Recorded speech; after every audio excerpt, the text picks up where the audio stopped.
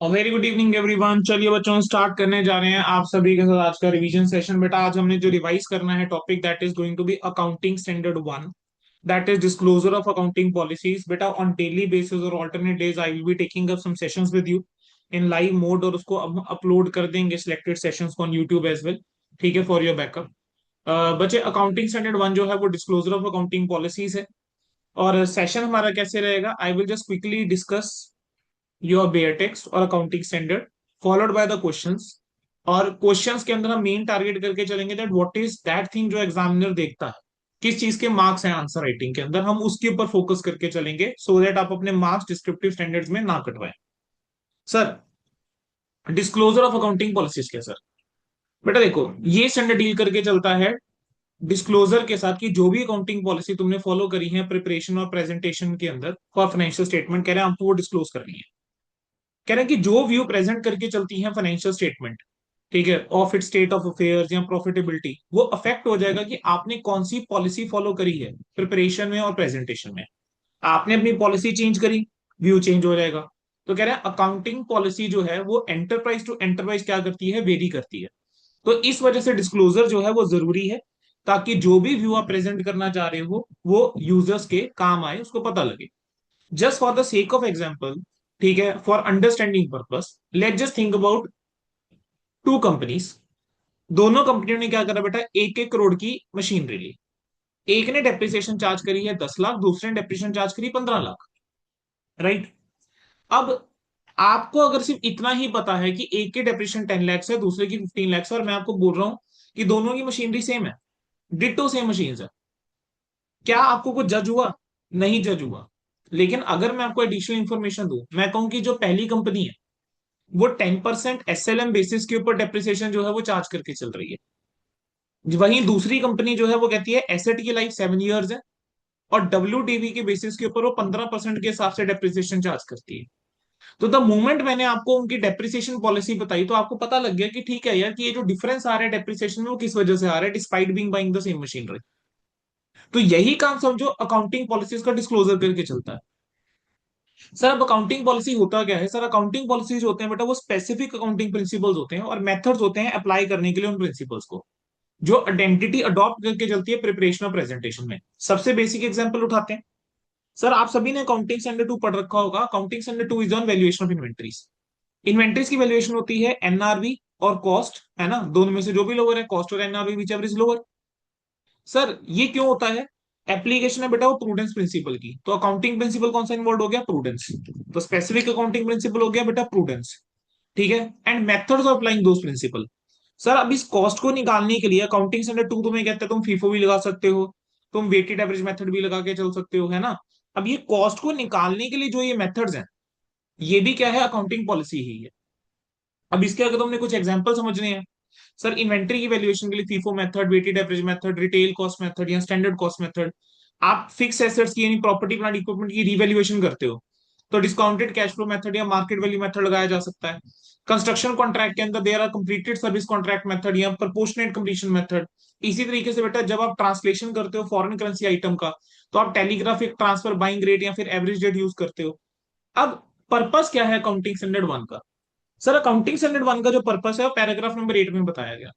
कहता है accounting standard one का पर्पस ये है कि better understanding of financial statements का, ठीक है, बेटर अंडरस्टैंडिंग हो किस चीज का, प्रमोट करने के लिए बेटर अंडरस्टैंडिंग फाइनेंशियल स्टेटमेंट का अकाउंटिंग स्टैंडर्ड के थ्रू ये एस्टेब्लिश कर दिया कि भाई तुमने जो अकाउंटिंग पॉलिसीज फॉलो करी हैं, क्या तुमको उसको डिस्क्लोज करना पड़ेगा एक प्रॉपर मैनर में। और दूसरा क्या है, ज्यादा मीनिंगफुल कंपैरिजन हो सके। तो बेटर अंडरस्टैंडिंग के लिए और मोर मीनिंगफुल कंपैरिजन के लिए बेटा अकाउंटिंग स्टैंडर्ड वन बनाया गया कि बेटर डिस्क्लोजर हो अकाउंटिंग पॉलिसीज का, ठीक है, जो भी डिफरेंट एंटिटीज फॉलो कर रही है। सर उसके बाद हम कह रहे हैं पैराग्राफ नंबर 9 कि कुछ एक फंडामेंटल अकाउंटिंग assumptions हैं which underline the basis for preparation and presentation. ठीक है, कह रहे हैं इनकी एक्सेप्टेंस और यूसेज जो है वो एज्यूम्ड है। कह रहे हैं अनलेस की लिख दिया जाए कि भाई फॉलो नहीं करा गया है, आप मान के चलोगे कि फंडामेंटल अकाउंटिंग assumption फॉलो करी गई है। अच्छा सर, अगर फंडामेंटल अकाउंटिंग assumption फॉलो करी गई है तो क्या लिखना जरूरी है? नहीं सर। अगर सारी की सारी फंडामेंटल अकाउंटिंग assumption आप फॉलो करके चल रहे हो तो स्पेसिफिक डिस्क्लोजर रिक्वायर्ड नहीं है। लेकिन अगर कोई फंडामेंटल काउंटिंग अजम्पशन ऐसी है जो आपने फॉलो नहीं करी है, तो उस केस में आपको ये फैक्ट डिस्क्लोज करके चलना पड़ेगा। सर फंडामेंटल काउंटिंग अजम्पशन हमारे पास कितनी है सर? तीन। सर पहली आती है गोइंग कंसर्न, फिर आता है कंसिस्टेंसी, फिर आपका आता है एक्रूवल। ये कहां दिया गया है? पैराग्राफ नंबर 10 में। अब वो कहते हैं कि अगर आपने तीनों को फॉलो करा तो डिस्क्लोजर मत दो। अगर आपने तीनों में से कोई एक भी है जो आपने फॉलो नहीं करी, तो आपको स्पेसिफिक डिस्क्लोजर देना पड़ेगा कि भाई हमने इसको फॉलो नहीं करा। अब फंडामेंटल काउंटिंग असम्पशन समझेंगे एक एक करके। सबसे पहला आता है गोइंग कंसर्न। बेटा गोइंग कंसर्न में हमें एज्यूम करके चलते हैं कि एंटिटी अपना बिजनेस कंटिन्यू रखेगी फोर्सिबल फ्यूचर के लिए।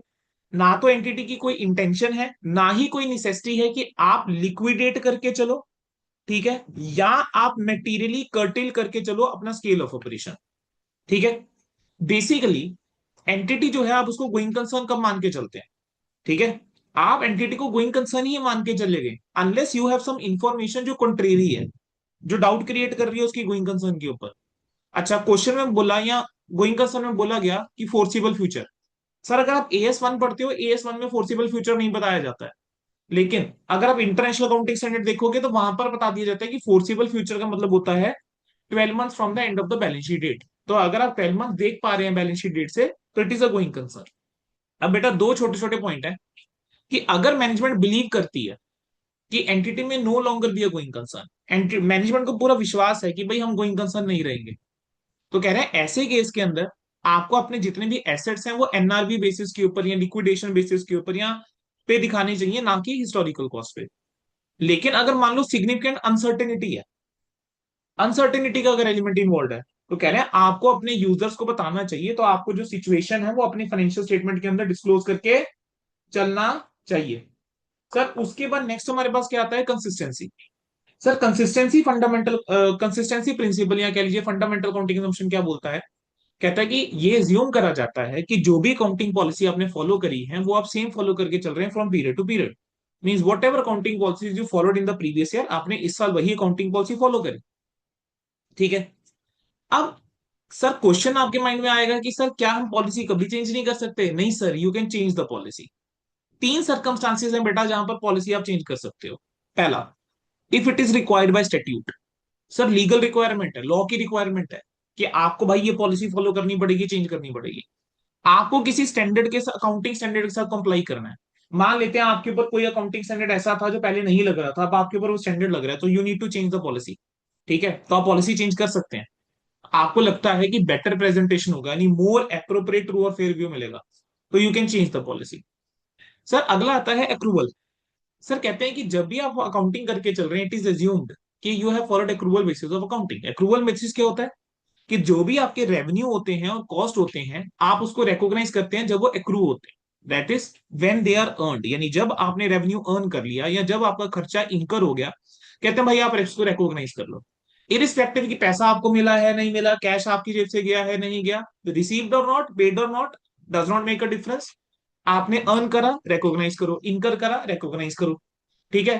अब बेटा आप लोगों ने कंपनी लॉ पढ़ा होगा, तो कंपनी लॉ के अंदर भी तो सेक्शन नंबर 128 में तो यही बात करता है कि कंपनी को accrual basis of accounting follow करना चाहिए ट्रू और फेयर व्यू के लिए। सर अब कुछ एक एरियाज हैं जो स्पेसिफिकली मेंशन कर दिए गए हैं अकाउंटिंग स्टैंडर्ड 1 के अंदर, कि जहां पे डिफरेंट अकाउंटिंग पॉलिसीज अडॉप्ट कर सकती है डिफरेंट एंटरप्राइजेस। जैसे डेप्रिसिएशन के केस में हो गया, डिप्लीशन के केस में हो गया, या कंस्ट्रक्शन के केस में हो गया, फॉरेन करेंसी आइटम की ट्रांसलेशन के केस में हो गया, इन्वेंट्रीज के केस में, गुडविल के केस में, ट्रीटमेंट में, इन्वेस्टमेंट की वैल्यू के केस में। ठीक है। देन आपका फिक्स एसेट्स की वैल्यूएशन के केस में, कंटीजेंट लाइबिलिटीज के केस में। ठीक है। अब नेक्स्ट आता है कि सर ये जो अकाउंटिंग पॉलिसी जो हमारे पास इतनी सारी है, ये सिलेक्ट कौन करेगा, किसकी रिस्पॉन्सिबिलिटी? तो हम कह रहे हैं कि ये रिस्पॉन्सिबिलिटी जो है बेटा किसकी है? मैनेजमेंट की। किसकी रिस्पॉन्सिबिलिटी है बच्चों? मैनेजमेंट की। It is the responsibility of the management, ठीक है, कि वो डिसाइड करेगी भाई हमने कौन सी अकाउंटिंग पॉलिसी बनानी है। आपने ऑडिट में पढ़ा होगा कि it is the responsibility of the management to prepare the financial statement, है ना? ऑडिटर क्या करेगा? तुम लोग क्या करोगे? तुम तो साइन करोगे ना। फाइनेंशियल स्टेटमेंट कौन बनाएगी? वो तो मैनेजमेंट बनाएगी ना। अब मैनेजमेंट फाइनेंशियल स्टेटमेंट बना रही है, तो कौन सी अकाउंटिंग पॉलिसी फॉलो करनी होगी तो वही डिसाइड करेंगे। तो कहते हैं वो क्या क्या कंसीडर करके चलते हैं। कहते हैं सर पहला है प्राइमरी कंसिडरेशन, दूसरा है other major consideration. Sir primary consideration क्या है? कह रहे हैं कि जो भी पॉलिसीज आप फॉलो करके चल रहे हो वो ऐसी होनी चाहिए कि वो ट्रू और फेयर व्यू देके चलें of the state of affairs of enterprise, balance sheet date के ऊपर और प्रॉफिटेबिलिटी का भी for the period end date, right? Sir other major consideration के अंदर तीन बातें बोली। Sir prudence, substance over form और मटेरियलिटी। ठीक है सर, प्रूडेंस क्या है? सर प्रूडेंस होता है प्रिंसिपल ऑफ प्लेइंग सेफ। इस मतलब क्या हुआ सर, कि इट इज प्रूडेंट कि आप प्रॉफिट को तभी रिकॉग्नाइज करके चलोगे जब वो रियलाइजेबल। ठीक है, जब राइट टू रिसीव एस्टेब्लिश हो जाएगा आप तभी रिकॉग्नाइज करके चलो, ये प्रूडेंस ही तो है। आप अपनी नॉन लाइबिलिटीज के लिए प्रोविजन बना के चलते हैं, लॉसेस के लिए प्रोविजन बना के चलते हैं, ये प्रूडेंस ही तो है। ठीक है, इवन सर्टेनिटी के साथ अमाउंट डिटर्मिन नहीं कर सकते, लेकिन आप एस्टिमेट बेसिस के ऊपर बनाते हो ना provision for doubtful debt. So that बेटा ये प्रूडेंस का ही तो केस है। ठीक है, अगला क्या आता है, substance over form. Sir substance over form क्या बोलता है, कि आपको देखना है कि what is the real transaction, मतलब रियलिटी ओवर लीगैलिटी। अगर यहां पर मैं तीन वर्ड्स के अंदर आपको समझाऊं, तो मैं कहूंगा ये केस है रियलिटी ओवर लीगैलिटी का। Means what you have to see is what is the real transaction then over legality. ठीक है, हायर परचेज का बेस्ट एग्जांपल आप लेके चल सकते हैं। एसेट जो है वो हायर परचेजर खरीदता है, हाँ मतलब हायर पे लेता है हायर परचेजर। ठीक है, हायर परचेजर अपनी किताबों में उस एसेट को दिखा के चलता है, जबकि अगर उसका ओनर देखोगे ना, लीगल ओनर, वो हायर वेंडर होता है।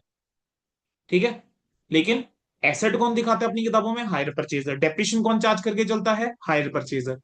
तो यहां पर लीगल फॉर्म तो इग्नोर ही कर दिया ना। आपने क्या देखा, in substance who is the owner, और आपने क्या बोला वो कौन है, हायर परचेजर है। सर अगला केस आता है मटीरियलिटी का। सर मटीरियलिटी में क्या होता है, कहते हैं कि फाइनेंशियल स्टेटमेंट के अंदर आपको सारी की सारी मटीरियल आइटम्स जो है वो डिस्क्लोज करनी चाहिए। अब आप किसी इंफॉर्मेशन को मटेरियल कब बोलते हैं, कि अगर उसके ओमिशन या मिस स्टेटमेंट के चलते यूजर का जो बेटा डिसीजन है, अगर वो चेंज हो जाएगा, अगर यूजर का बेटा डिसीजन चेंज हो जाएगा, बेटा एक बार कंफर्म करेंगे, स्क्रीन आपके सामने AS1 ही है ना please? Yes sir. Please any, okay.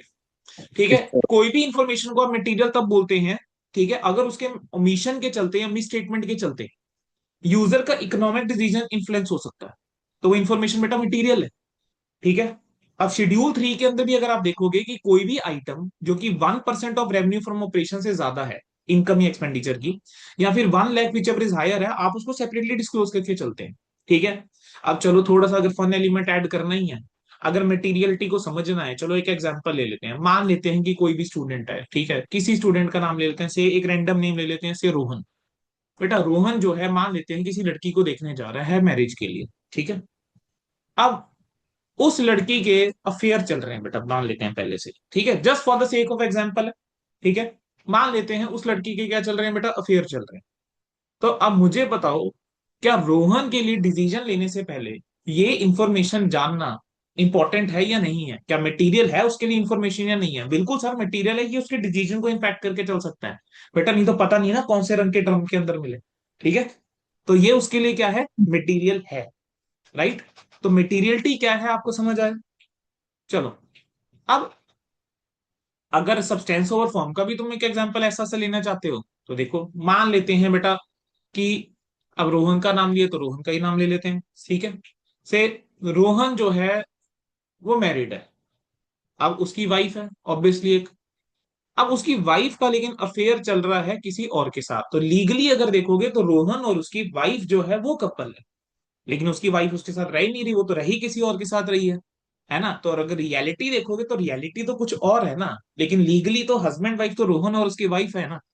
ठीक है, तो बेटा यही सब बस अकाउंटिंग के अंदर है, कि आप सब्सटेंस ओवर फॉर्म में देख रहे हो कि लीगल क्या हो रहा है वो छोड़ दो। एक और एग्जांपल ले लेते हैं, आपने कोई प्रॉपर्टी बेची, आपने प्रॉपर्टी बेची, मार्च में पैसा आ गया आपके पास। ठीक है, आपने क्या कर दिया कि पोजेशन भी दे दिया, लेकिन due to certain reasons registry नहीं हो पाई। आपने जिसको प्रॉपर्टी बेची अभी तक उसके नाम रजिस्ट्री नहीं हुई। सर कागजों में आज भी आप मालिक है, लीगल ओनर आज भी आप हो कागजों में। ठीक है, लेकिन देखा जाए रियल में ओनर कौन है? क्या रियल में अब आज की डेट में आप ओनर हो? नहीं हो सर, आपने जिसको प्रॉपर्टी बेच दी वो ओनर है। तो इस केस के अंदर क्या आप उस एसेट को अपनी किताबों में दिखाओगे? सर नहीं दिखा सकते। सर अगला क्या आता है, paragraph number 26, and this is the most important paragraph, और ये एक ऐसा पैराग्राफ है, कोशिश आपको करनी चाहिए that you right the same language in your answer. ठीक है, सबसे ज्यादा क्वेश्चन बेटा इस पैराग्राफ के ऊपर बनते हैं। क्या कहता है ये पैराग्राफ, कह रहे हैं कि अगर कोई भी चेंज हुआ है अकाउंटिंग पॉलिसी के अंदर जिसका मटेरियल इफेक्ट है, या तो करंट पीरियड के अंदर, या एक्सपेक्टेड है, रीजनेबली एक्सपेक्टेड है मटेरियल इफेक्ट होगा लेटर पीरियड के अंदर, तो कह रहे हैं आपको डिस्क्लोज करना चाहिए। कह रहे हैं इन केस अगर चेंज का मटेरियल इफेक्ट करंट पीरियड में है, तो जो भी आइटम इफेक्ट हो रही है, जिस अमाउंट से इफेक्ट हो रही है, आपको वो डिस्क्लोज करना चाहिए to the extent it is ascertainable, मतलब आप अमाउंट पता कर सकते हो तो आप बताओ कि ये आइटम इफेक्ट हो रही है, इतने अमाउंट से इफेक्ट हो रही है, आप डिस्क्लोज करके चलो। कह रहे हैं लेकिन सर अगर अमाउंट सस्टेनेबल नहीं है, वेदर होली और इन पार्ट, तो कह रहे हैं फिर आप ये फैक्ट इंडिकेट करके चलो कि भाई अमाउंट हम नहीं बता सकते। ठीक है। एक और पैराग्राफ है बेटा, पैराग्राफ 22। कहते हैं अगर अकाउंटिंग पॉलिसी के अंदर चेंज हुआ है जिसका मटेरियल इफेक्ट फाइनेंशियल स्टेटमेंट के अंदर करंट पीरियड में तो नहीं है, बट रीजनेबली एक्सपेक्टेड है कि भाई इसका मटेरियल इफेक्ट रहेगा लेटर पीरियड में, कि भाई लेटर पीरियड में इफेक्ट करेगी, तो कह रहे हैं ऐसे केस के अंदर जो फैक्ट है इस चेंज का, आपको क्या करना चाहिए, डिस्क्लोज करना चाहिए उस पीरियड में जिसमें चेंज हुआ है। अब क्रक्स अगर मुझे देना हो लास्ट मोमेंट रिवीजन के लिए, ये रहा सर। चेंज हुआ अकाउंटिंग पॉलिसी के अंदर, sir material fact current period में है, चेक करो क्या अमाउंट सस्टेनेबल है, तुम कहते हो हाँ जी सर है, तो कहते हैं ठीक है भाई अमाउंट और जो आइटम फैक्ट हो रही है डिस्क्लोज कर दो, तुम कहते हो नहीं सर अमाउंट सस्टेनेबल नहीं है, कहते हैं कोई बात नहीं ये फैक्ट डिस्क्लोज कर दो कि अमाउंट हम नहीं निकाल सकते। ठीक है। अगर तुम कहते हो कि sir change in accounting policy का मटेरियल फैक्ट करंट पीरियड में नहीं है लेकिन एक्सपेक्टेड है लेटर पीरियड में होगा, तो कह रहे हैं तब भी तुम ये फैक्ट जो डिस्क्लोज करके चलोगे ना ये उसी पीरियड में करोगे जिसमें चेंज हुआ। देन कुछ छोटे छोटे से पॉइंट्स है सर, प्रॉपर अंडरस्टैंडिंग के लिए जरूरी है कि जितनी भी सिग्निफिकेंट अकाउंटिंग पॉलिसीज हैं जो भी आपने फॉलो करी है प्रिपरेशन और प्रेजेंटेशन में, वो डिस्क्लोज होनी चाहिए। सर डिस्क्लोजर जो होना चाहिए वो पार्ट ऑफ फाइनेंशियल स्टेटमेंट होना चाहिए। डिस्क्लोजर जो होना चाहिए वो एक जगह पे होना चाहिए, स्कैटर्ड नहीं होना चाहिए कि एक चीज आपने यहां लिखी दूसरी चीज वहां लिखी, नहीं, कहते जो डिस्क्लोजर देना एक जगह पे दो। कह रहे हैं जो डिस्क्लोजर होना चाहिए अकाउंटिंग पॉलिसीज का या जो चेंजेस अगर आपने करे हैं, ठीक है, कह रहे हैं वो कोई रेमेडी नहीं है एक रॉन्ग या इनअप्रोप्रिएट ट्रीटमेंट के लिए। कोई रिपेयर और मेंटेनेंस का खर्चा था, तुमने इसको कैपिटलाइज कर दिया, तुमने अपने नोट्स के अंदर जाके डिस्क्लोजर दे दिया कि भाई हमने इस खर्चे को कैपिटलाइज करा है, तो भाई जो ट्रीटमेंट गलत है वो गलत है। अब तुम्हें उसके बताने से वो ठीक थोड़ा ना हो जाएगा। ठीक है, सीधी सी बात है बेटा, तुमने किसी का खून कर दिया, ठीक है, तुम पुलिस स्टेशन गए, तुमने कहा कि जी मैंने किसी का खून कर दिया, बेटा वो बंदा जिंदा नहीं हो जाएगा, वो टपक गया। ठीक है, तो तुमने जो अकाउंटिंग ट्रीटमेंट गलत कर दिया, अब तुमने वो डिस्क्लोज करने से अकाउंटिंग पॉलिसी वो सही नहीं हो जाएगा, तो वो रेमेडी नहीं है। ठीक है, और ये भी एक बहुत कॉमन पॉइंट है जो बच्चे आइडेंटिफाई नहीं कर पाते हैं क्वेश्चन के अंदर, और इसके ऊपर काफी क्वेश्चन बनते हैं। ठीक है। अच्छा सर क्या कोई single list of accounting policies हैं जो इंप्लीमेंट हो जाए हर एंटिटी के ऊपर? No sir, there is no single list of accounting policy जो आप कह लो यूनिफॉर्मली हर एक एंटिटी के ऊपर लग जाएगी सर, ऐसी कोई पॉलिसी नहीं है। ठीक है सर, अब हम बात करके चलें सर आपके क्वेश्चंस की। तो बेटा अकाउंटिंग स्टैंडर्ड 1 के अंदर सबसे पहला क्वेश्चन जो मैं आपके साथ डिस्कस करने जा रहा हूँ आपका आईसीआई का इलुस्ट्रेशन नंबर 1 ही है। ठीक है सर, मैसेज प्रशांत लिमिटेड की बुक्स के अंदर क्लोजिंग इन्वेंटरी जो है वो है 1,63,000 की on the base of FIFO method. Sir FIFO method से, ठीक है, के अकॉर्डिंग आप कह रहे हो 1,63,000 की सर इन्वेंटरी है। कंपनी ने डिसाइड करा कि अब हम फीफो मेथड से किस में जाएंगे, वेटेड एवरेज मेथड की तरफ जाएंगे, और वेटेड एवरेज मेथड के अकॉर्डिंग इन्वेंटरी की वैल्यू होनी चाहिए 1,47,000। कह रहे हैं और रिलाइजेबल वैल्यू कितनी है, 195 है। आपको डिस्क्लोजर रिक्वायरमेंट डिस्कस करनी थी। सर जब आप AS1 का आंसर देके चल रहे हो ना, you have to think from the point of view as an accountant. आप मैनेजमेंट के एंगल से सोचो कि आप अपने यूजर के लिए कैसी इंफॉर्मेशन लिख कर दोगे। अगर आप वो सोच पाकर आंसर लिखते हो तो आपका आंसर पक्का सही होगा और अच्छा आंसर लिख पाओगे। सर सबसे पहले मैं बताऊंगा कि accounting standard 1 disclosure of accounting policies क्या बोलता है, कि अगर कोई चेंज हुआ है अकाउंटिंग पॉलिसी के अंदर जिसका मटेरियल इफेक्ट है, should be disclose in financial statement. The amount by which any item is affected by such change should also be disclose to the extent sustainable. यही आपको बताया कि अगर जो भी आइटम अफेक्ट हो रही है, जिस अमाउंट से अफेक्ट हो रही है, टू द एक्सटेंट सस्टेनेबल है, बताओ। कह रहे हैं जहां पर अमाउंट सस्टेनेबल नहीं है, होली और in part the fact should B indicated. तो बेसिकली आपने सबसे पहले यहां पर क्या लिखा, पैराग्राफ नंबर 26 लिखा। फिर उसके बाद आप बताओगे कि कंपनी जो है वो कैसे डिस्क्लोज करके चलेगी वैल्यूएशन मेथड जो चेंज हुआ है उसको और उसका इफेक्ट। हमने लिखा कि कंपनी जो है वो इन्वेंट्री की वैल्यूएशन करती है कॉस्ट और NRV which ever is lower के ऊपर। अब इस केस में रिलाइजेबल वैल्यू ज्यादा ही है, 195 गिवन है, तो ऑब्वियसली आप किस पे वैल्यूएशन करके चलोगे, कॉस्ट के ऊपर करके चलोगे। ठीक है। अब फिर हम कहेंगे कि प्रेजेंट ईयर के अंदर कंपनी ने क्या करा है, वो फीफो से वेटेड एवरेज की तरफ गई है, मतलब पहले आप फीफो फॉलो कर रहे थे, कह रहे हैं अब आप वेटेड एवरेज फॉलो करके चल रहे हो। आपको बताकर आना पड़ेगा कि भाई ऐसा क्यों कर रहे हो। तो सर आपका एग्जामिनर जो है वो आपसे आंसर में ये लाइन ढूंढ रहा है कि भाई जब आप फीफो से वेटेड एवरेज में जा रहे हो तो वो बेटर रिफ्लेक्ट करके चल रहा है कंजम्पशन पैटर्न इन्वेंटरी का। अब वो ये लाइन ढूंढेगा तुम्हारे आंसर के अंदर, उसको ये लाइन मिलेगी वो मार्क्स देगा, उसको ये लाइन नहीं मिलेगी वो मार्क्स नहीं देगा। ठीक है, कह रहे हैं कि हम भाई फीफो से वेटेड एवरेज में गए हैं क्योंकि ये बेटर रिफ्लेक्ट करके चल रहा है कंजम्पशन पैटर्न इन्वेंट्री का। ठीक है, और इसका इम्पैक्ट क्या पड़ा सर, पहले इन्वेंट्री थी 163 की, अब 147 की है। अब तुम जानते हो कि अगर क्लोजिंग स्टॉक की वैल्यूएशन के अंदर चेंज हो रहा है तो प्रॉफिट भी चेंज होगा। तो मेरा क्लोजिंग स्टॉक और प्रॉफिट दोनों कितने से कम होंगे, 16,000 से कम हो जाएंगे।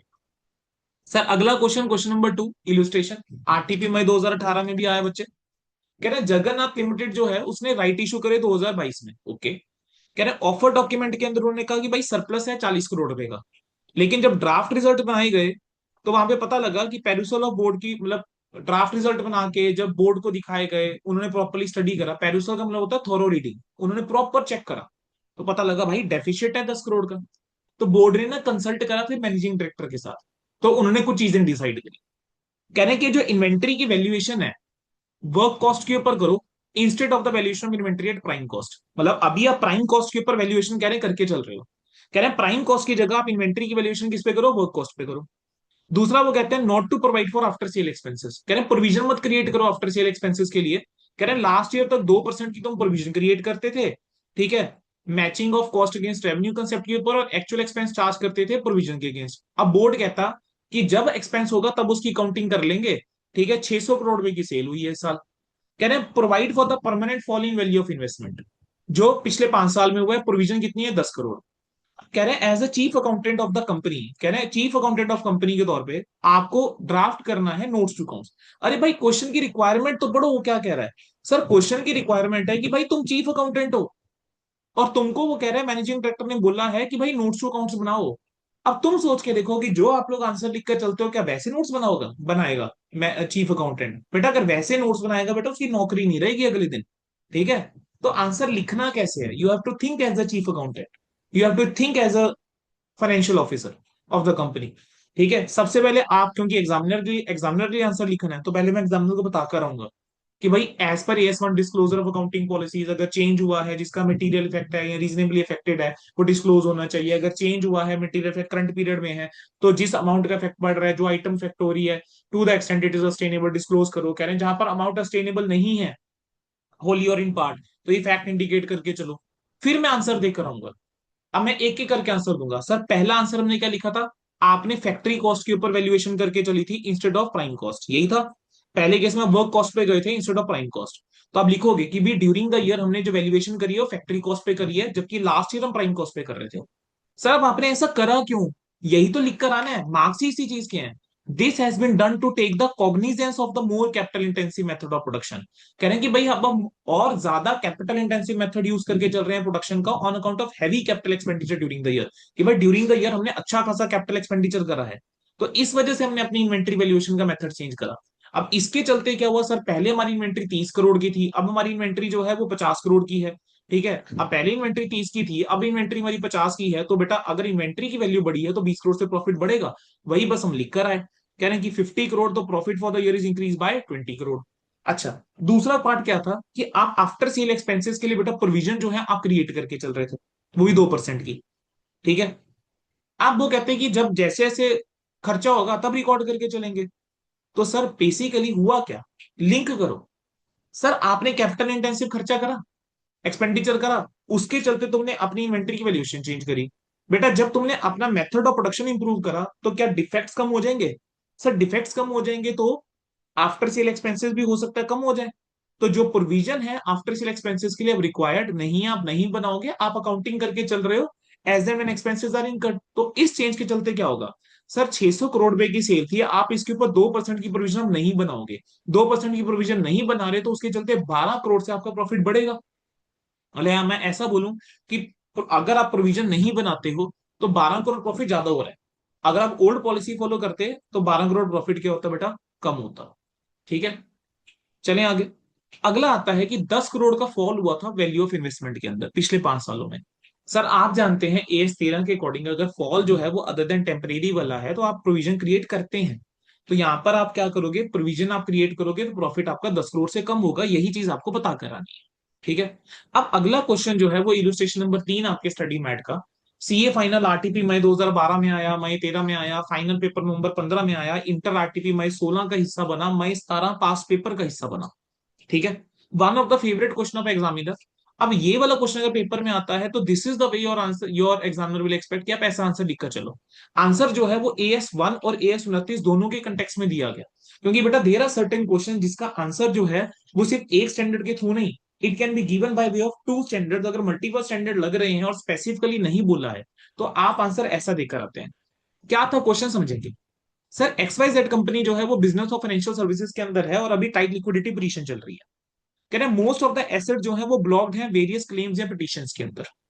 XYZ ने क्या करा, इंटर कॉर्पोरेट डिपॉजिट्स लिए, समझ गए आप, इंटर कॉर्पोरेट डिपॉजिट दूसरी कंपनी से उन्होंने डिपॉजिट उठा लिए। कह रहे हैं और बेस्ट एफर्ट कर रही है कि सेटल करने के लिए ड्यूज, डिफरेंट डिफरेंट रेट्स के रेट ऑफ इंटरेस्ट के ऊपर अब लेंडर्स को पैसा देना है, from the due date of inter corporate deposit to the date of repayment जो भी होगी।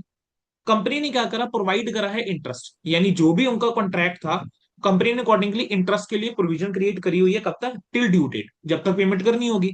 और कह रहे हैं a note for the non provision दे दिया, ठीक है, on the due date to the date of repayment. कह रहे हैं अब उन्होंने ये भी नोट भी दे दिया कि भाई हम प्रोविजन नहीं क्रिएट कर रहे इंटरेस्ट की, मतलब जिस दिन पैसा दे देना चाहिए था तब से लेके आगे तक का, जब तक हमने रीपेमेंट नहीं करी हम उसके लिए प्रोविजन ही क्रिएट नहीं कर रहे। कह रहे हैं on account of uncertainties existing regarding the determination of amount, कि अनसर्टेनिटी है भाई कितना अमाउंट रहेगा, ठीक है, and in the absence of any specific legal obligation. कह रहे हैं कोई स्पेसिफिक लीगल ऑब्लिगेशन भी नहीं लिखी हुई कॉन्ट्रैक्ट के अंदर, तो कंपनी कहती है कि ये जो है ये claim against the company not acknowledge डेप्ट है, मतलब कॉन्टीजेंट लाइबिलिटी के ऊपर जा रहे हैं वो तो। कह रहे हैं the same has been disclose by the way of note in the accounts instead of making a provision. Company ने क्या करा, ये चीज नोट्स में लिख दी प्रोविजन बनाने की जगह। क्वेश्चन आता है कि सर क्या ये ट्रीटमेंट सही है या नहीं है, क्या कंपनी जो कर रही है सही है। Sir what is the answer your institute will expect. Sir देखो, सर प्रूडेंस प्रिंसिपल होता है, सर अकाउंटिंग स्टैंडर्ड 1 कहता है कि प्रूडेंस जो है one of the fundamental accounting assumption है, मतलब एज्यूम करा जाता है कि आपने इसको फॉलो करा ही करा है जब आप फाइनेंशियल्स बना के चल रहे हैं या प्रेजेंट करके चल रहे हैं। कह रहे prudence is one of the major consideration while governing the selection and application of accounting policies. ठीक है, prudence principle accrual basis of follow करके चलते हैं, प्रूडेंस जो है आप कंसीडर करके चलते हैं अकाउंटिंग पॉलिसी सिलेक्ट करते टाइम। कह रहे अनसर्टिनिटी के चलते, ठीक है, आपने प्रॉफिट जो है वो एंटिसिपेट नहीं करते, लेकिन आप रेकोगनाइज तभी करते हो ना जब वो एक्चुअल में रियलाइज होता है कैश के अंदर, मतलब प्रॉफिट्स आप तभी रेकोगनाइज करके चलोगे जब एस्टेब्लिश हो जाएगा कि वो मिलने वाला है, राइट, अदरवाइज तो नहीं करेंगे। सर अब प्रोविजन लेकिन आप बना के चलते हो नॉन लाइबिलिटीज के लिए, लॉसेस के लिए, बेशक आप अमाउंट सर्टिनिटी के साथ नहीं पता कर सकते, है ना, तब भी आप प्रोविजन बनाते हो बेस्ट एस्टिमेट के बेस के ऊपर। तो अगर तुम ध्यान दो तो पहले पैराग्राफ में और कुछ नहीं, जो नोट्स के अंदर हम प्रोविजन के बारे में पढ़ते हैं वही लिखा हुआ है। अच्छा, अब AS29 भी तो है सर, AS29 है provision contingent liability contingent asset. AS29 ये कहता है कि सर प्रोविजन को आपको रिकॉग्नाइज ही तभी करना चाहिए अगर एक प्रेजेंट ऑब्लिगेशन है as a result of the past event, और आउटफ्लो ऑफ रिसोर्सेज जो है वो रहेगा, और आउटफ्लो ऑफ रिसोर्सेज जो है वो क्या है, रहेगा सेटल करने के लिए, है ना, ऑब्लिगेशन को। और एक रिलायबल एस्टिमेट अगर आप कर सकते हो तब आप प्रोविजन बनाओगे। अब मुझे एक चीज बताओ, क्या इस क्वेश्चन के अंदर अमाउंट आपने पे करी है ड्यू डेट के ऊपर? नहीं सर, अमाउंट जब आपने ड्यू डेट के ऊपर पे ही नहीं करी तो प्रेजेंट ऑब्लिगेशन तो है सर, नॉन पेमेंट के चलते प्रेजेंट ऑब्लिगेशन तो हो गई है आपकी, ठीक है। अब जो सेटल कैसे करके चलोगे, which you will settle on a later date, ठीक है। अब जब बाद में पेमेंट करके चलोगे सर इंटरेस्ट भी तो दोगे ना। अब आप मुझे बताओ, जो अमाउंट आपका ओवर ड्यू है क्या उसके ऊपर हम इंटरेस्ट नहीं निकालेंगे? निकालना चाहिए ना सर, जो भी रेट एप्लीकेबल होगा उसको लगाओगे तो आप एक रिलायबल एस्टिमेट कर सकते हो और प्रोविजन का अमाउंट आप क्रिएट करके चलोगे, क्योंकि तीनों कंडीशन AS29 की सेटिस्फाई हो रही हैं, तो प्रोविजन आपको रिकॉग्नाइज यहाँ पे करना चाहिए। दूसरा, अगर मैं यहाँ पे AS1 के अकॉर्डिंग भी देखता हूं तो सर एक्रूवल जो है वो एक फंडामेंटल अकाउंटिंग assumption है, ठीक है। बेटा ऊपर बाई चांस गलती से जस्ट मैं यहाँ पर बोल गया था रिगार्डिंग द प्रूडेंस थिंग, ठीक है, जस्ट फ्लो में वो एरर हुआ है। एक्रूवल जो है वो फंडामेंटल अकाउंटिंग assumption है। नो इररिस्पेक्टिव की कॉन्ट्रैक्ट की टर्म्स क्या है, बेटा सीधी सी बात है, जब तक प्रिंसिपल रीपे नहीं हुआ तब तक का इंटरेस्ट तो दोगे ना यार। जिसने आपको पैसा दिया आप उसको तो ना डिसएडवांटेजेस पोजीशन में डाल दोगे। तो कहते हैं ये अपेरेंट है कि कंपनी की ऑब्लिगेशन है कि आपको ओवर ड्यूड इंटरेस्ट देना पड़ेगा, ठीक है। अब इस सिचुएशन में कंपनी अपनी वेव ऑफ नहीं कर सकती आप खुद से अपने आप को, ठीक है। तो एक एस्टिमेटेड बेसिस के ऊपर क्या प्रोविजन बनानी चाहिए? बिल्कुल सर। तो आपको लाइबिलिटी की के लिए प्रोविजन बनाकर चलनी चाहिए, ठीक है। अब वो अभी सेटल नहीं हुए हैं, तो ये जो नॉन प्रोविजन है ना ओवर ड्यू इंटरेस्ट की, आप तो बेटा एक्रूवल का वायोलेशन कर गए। क्योंकि एक्रूवल कंसेप्ट क्या कहता है कि भाई जो खर्चा, ठीक है, जब हो गया, इनकर हो गया, आप रिकॉग्नाइज करो whether the amount is paid और नॉट। तो सर जब आपका इंटरेस्ट ओवर ड्यू हो गया, इनकर तो हो गया ना, तो आप उसको रिकॉग्नाइज करके चलोगे ना अपनी किताबों के अंदर। आपने नहीं करा हुआ रिकॉग्नाइज, तो आप गलत तो चल रहे हैं सर। ठीक है, समझ आ गया बेटा कि लिखना क्या है इस आंसर के अंदर। बहुत बार क्वेश्चन आया, अच्छे से तैयार करके जाइएगा। सर अगला क्या है सर, तीन फंडामेंटल अकाउंटिंग assumption क्या है, ब्रीफली एक्सप्लेन। सर हमने ऊपर अभी पढ़ा था, ये हो जाना चाहिए। अच्छा, कह रहे हैं क्या अकाउंटिंग स्टैंडर्ड वन ने प्रिस्क्राइब करा है कि किस मैनर में अकाउंटिंग पॉलिसीज जो फॉलो करो डिस्क्लोज होनी चाहिए। सर पैराग्राफ नंबर 18 से 20 में ये तो बताया, और ये मेरे नोट्स के अंदर भी बच्चे कवर था। कह रहे हैं प्रॉपर अंडरस्टैंडिंग के लिए इट इज नेसेसरी है कि जितनी सिग्निफिकेंट अकाउंटिंग पॉलिसीज हैं वो डिस्क्लोज हो। डिस्क्लोजर जो होना चाहिए वो फाइनेंशियल स्टेटमेंट का पार्ट होना चाहिए। डिस्क्लोजर जो होना चाहिए वो एक प्लेस पे होना चाहिए, स्कैटर्ड नहीं होना चाहिए। Sir one of the another favourite question of examiner, 4-5 बार पूछ चुका है, आपकी स्टडी मेट का भी क्वेश्चन है, पास पेपर मई 22 का भी है, आरटीपी में भी आया, मई 18 में भी आया। ट्रू फॉल्स की फॉर्म में पूछता है, कहना ट्रू फॉल्स बताओ। कहना certain fundamental counting assumption underline the preparation and presentation of financial statement, they are usually specifically stated because their acceptance and use are not assumed. अरे भाई अगर फंडामेंटल काउंटिंग assumption है वो तो एज्यूम करा जाता है, ठीक है, तो उनको तो स्टेट करने की जरूरत नहीं है, दे आर नॉट स्टेटेड, ठीक है, because their acceptance and usage are assumed. तो ये स्टेटमेंट जो उसने दे दी वो क्या दे दी, फॉल्स दे दी। कह रहे हैं आपको डिस्क्लोजर तब देना है सर अगर आपने फॉलो नहीं करा। ये बात कहां लिखी थी, पैरा 27 में। कह रहा है if the fundamental counting assumptions are not followed in the presentation and preparation of financial statement, specific disclosure is not required. अरे भाई अगर आपने फॉलो नहीं करा तब तो स्पेसिफिक डिस्क्लोजर देना पड़ेगा, तब तो आपको स्पेसिफिक डिस्क्लोजर देके चलना पड़ेगा। ठीक है, अब मैं अपने मार्क्स और पक्के कैसे करूंगा, नंबर बढ़ाऊंगा कैसे, मैं लिखूंगा if fundamental accounting assumption viz, viz मतलब नेमली, मैं तीनों का नाम लिख कर आ जाऊंगा कि गोइंग कंसर्न, कंसिस्टेंसी, एक्रूवल। कहना अगर फॉलो नहीं करे हैं तब स्पेसिफिक डिस्क्लोजर रिक्वायर्ड है, अगर फॉलो करें हैं कह रहे हैं फिर स्पेसिफिक डिस्क्लोजर नहीं रिक्वायर्ड। कहने जितनी सिग्निफिकेंट अकाउंटिंग पॉलिसीज हैं जो अडॉप्ट करी गई हैं should form part of the financial statement. कह रहे प्रॉपर अंडरस्टैंडिंग के लिए जरूरी है कि जो भी सिग्निफिकेंट अकाउंटिंग पॉलिसी है वो डिस्क्लोज होनी चाहिए और वो पार्ट होना चाहिए फाइनेंशियल स्टेटमेंट का, एक जगह पे होना चाहिए। अगला बोलता है कि any change in accounting policy which as a material fact should be disclose, where the amount by which an item in the financial statement is affected by such change is not sustainable, wholly or in part the fact need not be indicated। अब flow के अंदर तुमने not word miss कर दिया, तुम तो answer कह दोगे भाई ट्रू है, जबकि ये फॉल्स है। सर जहां पर होली और इन पार्ट आप अगर अमाउंट डिटरमिन नहीं कर पा रहे हैं तो वहां पर आप ये फैक्ट इंडिकेट करके आते हैं बेटा रेदर। ठीक है सर, अगला क्वेश्चन सिनेरियो बेस्ड है, प्लीज आप स्टडी मैट से एक बार रीड कर लेना बच्चों। Give examples of the areas, ये एक बार स्टडी मैट से आप रीड करके चलेंगे। ठीक है, now I will take up 3 और 4 मोर क्वेश्चंस विद यू, जिसके अंदर मुझे मेनली फोकस वही करना है कि आंसर को सर लिखोगे कैसे। तो let me just take this answer now. देखो सर, सीए फाइनल का सवाल है, नवंबर 2013, आरटीपी नवंबर 2013, नवंबर 14, नवंबर 17। क्या था क्वेश्चन, सर एक्स लिमिटेड ने एक बिल्डिंग बेची 50 लाख रुपए की परचेजर को, जिसने पूरा प्राइस दे दिया। कंपनी ने पोजेशन भी दे दिया परचेजर को। बुक वैल्यू बिल्डिंग की 35 लाख रुपए की थी तुम्हारी किताबों में, कह रहे हैं लेकिन डॉक्यूमेंटेशन और लीगल फॉर्मेलिटी पेंडिंग है। कह रहे हैं कंपनी ने डिस्पोजल को रिकॉर्ड नहीं करा और अमाउंट को एज एडवांस दिखा दिया।